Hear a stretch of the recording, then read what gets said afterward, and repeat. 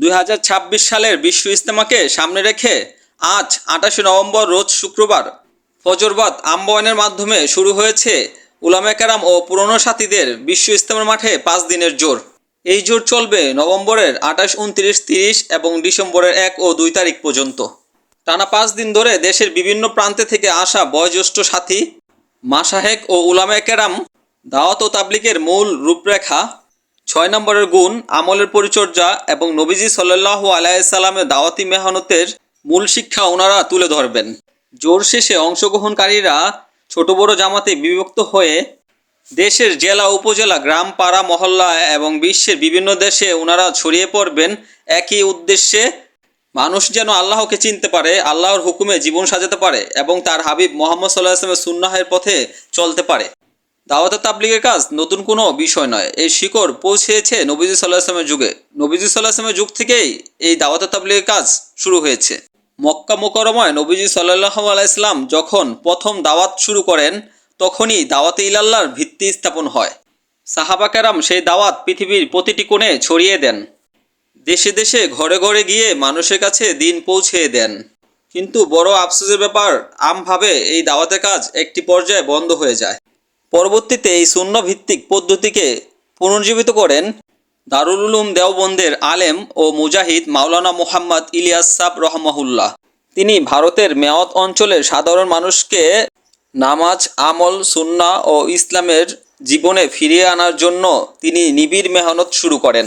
1926 সালে তার তত্ত্বাবধানে দাওয়াত তাবলীগের আনুষ্ঠানিক কাঠামো গঠিত হয়। এর উদ্দেশ্য ছিল একটাই, প্রত্যেক মুসলমান নিজেকে সংশোধন করবে এবং অন্য মুসলমানদেরকে দাওয়াত দিবে ঘরে ঘরে, মসজিদে মসজিদে। তাবলীগের এই পদ্ধতি আজ বিশ্বের সকল দেশে প্রতিষ্ঠিত এবং কোটি কোটি মানুষের আমলের মাধ্যম। দাওয়াতে তাবলীগের মুরব্বীরা বলে থাকেন, আল্লাহর পরিচয় এবং আল্লাহর রাসূলের পরিচয় মানুষকে জানানোর এই কাজ কখনো পৃথিবীতে বন্ধ হয়ে যায়নি। এই কাজ করেছেন নবীজি সাল্লাল্লাহু আলাইহি ওয়াসাল্লাম নিজে এবং সাহাবা কেরাম, তাবেন, তাবে তাবিন, উলামায়ে কেরাম, বুজুর্গ এবং 4 মাযহাবের ইমাম, সবাই একই ধারারই বাহক।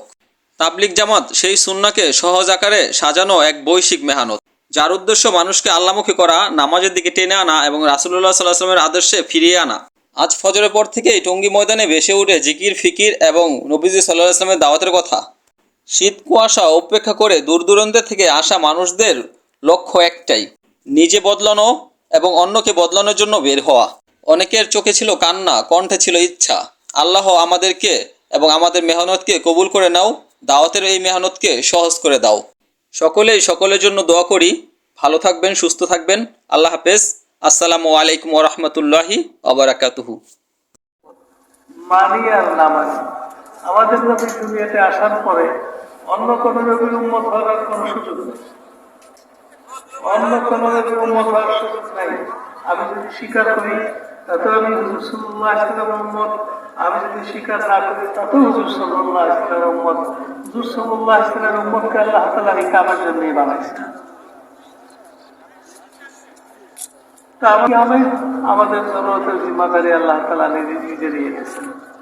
এই মেহনতের দ্বারা মানুষ যখন ইমানদার হতে থাকবে, মানুষ যখন আমলওয়ালা হতে থাকবে, আল্লাহ তাআলা নিজে বলেন, মানুষের মধ্যে যখন আল্লাহ ভয় পয়দা হবে, এমন ভয় কোনো মানুষ আল্লাহ কোনো হুকুমকে ছাড়ে না, তখন আল্লাহ তাআলা আসমান জমিনের বরকতের দরজা খুলে দেওয়ার অর্ডার করছেন। আসমান জমিনের বরকতের দরজা আল্লাহ তাআলা খুলে দেবেন।